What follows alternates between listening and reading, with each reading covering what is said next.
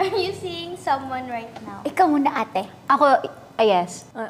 Oh my God, ate, makapag-usap tayo dito. May kinikita ka na pala. Hindi naman kinikita, pero meron.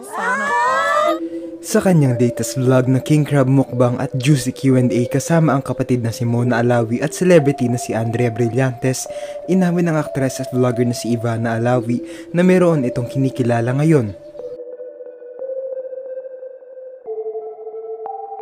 Sa nasabing vlog, isa sa mga naging katanungan ay kung may kinikita ba ang aktres sa ngayon at ang sinabi niya ay oo. Dagdag pa niya, hindi umano ito 6-footer. Hindi pa niya ito jowa dahil ayon sa kanya, nasa getting to know each other pa lang sila. Okay, for 6-footer.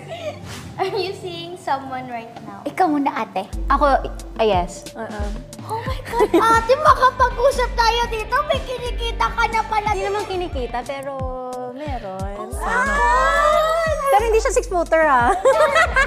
Baka mag-expect. hindi jowa. Hindi. Talagang parang dating. Yeah. So, getting to know. half single ka ganyan. Half ba yun? Hindi pa naman ako nagko-commit. Di ba nga yung toxic? Single pa Di ba rin. nga toxic ako? Gusto ko yung nagpapaasa, pero parang ngayon ayoko na magpaasa kasi ayoko na. Nalaman kong toxic, magbabago na po ako. Hindi na po ako magpapaasa. Pero yes.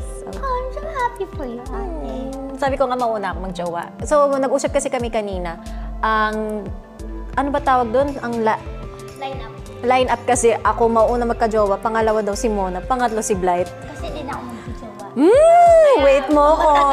Matagal ako bago. After ni Moan. Matatanda ang may mga naling noon na artista kay Ivana na di umano ay naging kadate niya. Ilan dito ay si Joshua Garcia at Marco Gumabaw na sa ngayon ay may kanya-kanya ng mga partner sa buhay.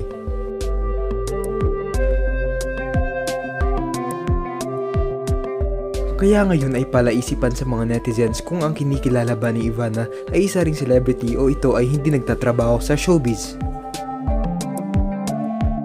Ano ang masasabi nyo rito?